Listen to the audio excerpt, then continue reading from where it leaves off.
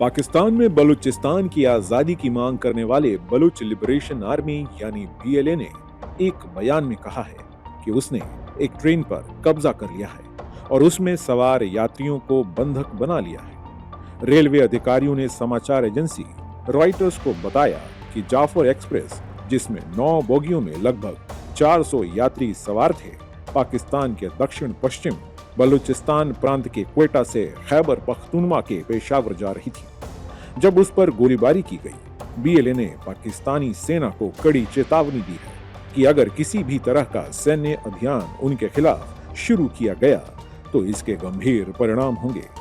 संगठन ने धमकी दी कि यदि उन पर हमला हुआ तो सभी बंधकों को मार दिया जाएगा और इसके लिए पूरी जिम्मेदारी पाकिस्तानी सेना पर होगी। बीएलए प्रवक्ता जियंद बलूच ने कहा कि यदि पाकिस्तानी सेना कोई अभियान चलाती है तो बंधकों को मार दिया जाएगा। बीएलए के लड़ाकों ने रेलवे की पटरियां उड़ा दी और ट्रेन को रोकने पर मजबूर कर दिया, जिसके बाद उसमें सवार हो गए। ऐसे में अब सवाल उठता है कि आखिर ये बलूच कौन है जो पाकिस्तान सरकार और वहां की सेना के लिए नासूर बन चुके हैं। देखिए ये खास रिपोर्ट। बलूच एक जातीय समूह है जो बलूचिस्तान क्षेत्र के मूल निवासी है और यह इलाका पाकिस्तान, ईरान और अफगानिस्तान तक फैला हुआ है। बलूचिस्तान पाकिस्तान का सबसे बड़ा प्रांत है, लेकिन यह सबसे कम आबादी वाला और सबसे गरीब प्रांतों में से एक है।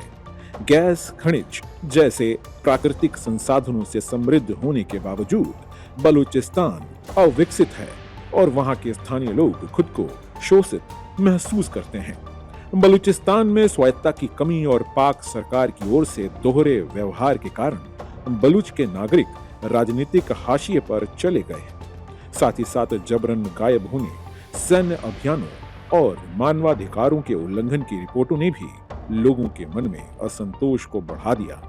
2000 के दशक की शुरुआत से बलोच लिबरेशन आर्मी यानी बीएलए समेत कई बलोच राष्ट्रवादी और अलगाववादी समूह स्वायत्ता और पाकिस्तान से स्वतंत्रता के लिए आजादी की जंग लड़ रहे हैं। बलूच लिबरेशन आर्मी एक विद्रोही और सशस्त्र अलगाववादी संगठन है जो पाकिस्तान के बलूचिस्तान में काफी लंबे समय से एक्टिव है। पाकिस्तान से सटे हुए इस प्रांत के लोगों का मानना है कि उन्हें संसाधनों का लाभ नहीं मिल रहा। बलूचिस्तान की स्वतंत्रता और वहां के संसाधनों पर बलूच लोगों का अधिकार स्थापित किया जा सके, इसे आतंकवादी संगठन माना जाता है और यह मुख्य रूप से पाकिस्तानी सेना, सरकारी प्रतिष्ठानों और चीनी निवेश परियोजनाओं, खासकर सीपैक पर हमले करता है। पाकिस्तान ने साल 2006 में ही बीएलए को आतंकी गुट कह दिया। इसके अलावा बलूच रिपब्लिकन आर्मी और लश्कर बलूचिस्तान जैसे कई गुट हैं जो बलूचिस्तान की आजादी मांग रहे हैं। बलूच कई दशकों से अधिक स्वायत्ता की मांग कर रहे हैं, लेकिन पाकिस्तान उन्हें सेना के दम पर प्रताड़ित करता रहा है। वह हर उस बलूच नेता की हत्या कर देता है जो उनके हक हकूक की लड़ाई लड़ते हैं। इनमें बलूचिस्तान के पूर्व मुख्यमंत्री नवाब अकबर खान बुगती का नाम भी शामिल है, जिन्हें पाकिस्तानी सेना ने दिन दहाड़े मार दिया था। सरकार के इशारे पर वर्ष 2000 में बलूचिस्तान हाई कोर्ट के जस्टिस नवाब मीरी की हत्या कर दी गई। इससे भी पाकिस्तान का मन नहीं भरा तो उसने बलूचिस्तान से संसाधनों का दोहन करना शुरू कर दिया और चीन को इसमें पार्टनर बना लिया। दरअसल भारत को ब्रिटिश शासन से आजादी मिलने से 4 दिन पहले बलूचिस्तान को एक स्वतंत्र देश घोषित किया गया था और साल 1947 में पाकिस्तान को एक अलग राष्ट्र के रूप में बनाया गया था। खास बात यह है कि मोहम्मद अली जिन्ना ही वो वकील थे जिन्होंने बलूचिस्तान के शासक खान मीर अहमद यार खान, जिन्हें कातल के खान के नाम से भी जाना जाता है, के लिए ब्रिटिशों के सामने केस लड़ा था। हालांकि बलूचिस्तान सिर्फ 227 दिनों तक ही स्वतंत्र राष्ट्र रह सका। 1947 में जब पाकिस्तान बना तब बलूचिस्तान एक स्वतंत्र रियासत थी, लेकिन 1948 में पाकिस्तान ने इसे बलपूर्वक अपने में शामिल कर लिया। बलूचिस्तान के लोग अपनी राजनीतिक और सांस्कृतिक पहचान को लेकर संघर्ष कर रहे थे। 1970 के दशक में बलूच राष्ट्रवादियों ने कई बार पाकिस्तान से अलग होने की कोशिश की। पाकिस्तान ने 1970 में एक बड़ा सैन्य अभियान चलाया और कई बलूच नेताओं समुदायों को प्रताड़ित किया गया। तब कई बलूच ग्रुप ने सशस्त्र विद्रोह का रास्ता चुना। यह असंतोष दशकों से दबा हुआ था, जो अब पाकिस्तानी सेना पर फूट पड़ा है। बलूचों ने पाकिस्तानी सेना के खिलाफ जंग का ऐलान कर दिया है, जिसे वह आर पार की लड़ाई बता रहे हैं। कहा जाता है कि 1970 में पाकिस्तानी सेना के उत्पीड़न के बाद बलूच नेता मीर अहमद खान मारी और उनके बेटे नवाब खैर बख्श मारी ने बलूच लिबरेशन आर्मी यानी बीएलए की स्थापना की थी।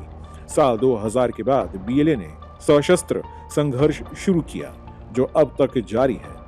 2018 के बाद से बीएलए पाकिस्तान में लगातार आत्मघाती हमलों को अंजाम दे रहा है।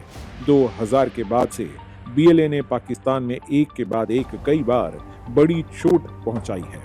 वर्तमान में बीएलए पाकिस्तान के लिए सबसे बड़ा आंतरिक सुरक्षा खतरा बन गया है। यह संगठन चीन के सीपेक प्रोजेक्ट्स पर सीधा हमला करता है, जो कई बार पाकिस्तान और चीन के रिश्तों में तनाव का कारण बनता है। बलूचिस्तान पाकिस्तान का सबसे बड़ा प्रांत है, जो इसके भौगोलिक क्षेत्र का लगभग 44% हिस्सा है। ये एक शुष्क क्षेत्र है जो प्राकृतिक संसाधनों, तेल, सोना, तांबा और अन्य खदानों से समृद्ध है। यही कारण है कि चीन ने इस प्रांत में विशेष रुचि दिखाई है। यह पाकिस्तान के राजस्व के प्राथमिक स्रोत में से एक है, लेकिन सबसे कम विकसित क्षेत्र बना हुआ है। इस प्रांत का नाम बलूच जनजाति से लिया गया है, जो सदियों से इस क्षेत्र में रह रहे हैं। बलूच लोगों की एक अलग संस्कृति है, जो उन्हें बाकी पाकिस्तान से अलग करती है और उन्हें ईरान के सिस्तान प्रांत में सीमा पार रहने वाले लोगों के करीब बनाती है। भारत पर ब्रिटिश शासन के दौरान यह क्षेत्र ईरान और आधुनिक पाकिस्तान के बीच विभाजित हो गया था। Team news state. ये बलूचिस्तान में ये जो ट्रेन का उन्होंने हाईजैक किया है, ये बड़ा सिग्निफिकेंट है, क्योंकि एक ट्रेन में कोई 450-500 लोग होते हैं, तो वो पूरे के पूरे इन्होंने हॉस्टेज बना लिए हैं। कह रहे हैं कि औरतें बच्चों को छोड़ दिया है। पहली खबर आई थी कि 100 के करीब इन्होंने हॉस्टेज बनाए हैं। अब खबर आ रही कि नहीं, पूरी ट्रेन तकरीबन अभी तक इनकी हॉस्टेज है। और पाकिस्तान को ये उन्होंने धमकी दी है कि अगर तुमने कुछ किया तो ये सारे हॉस्टेजेस को शूट कर देंगे।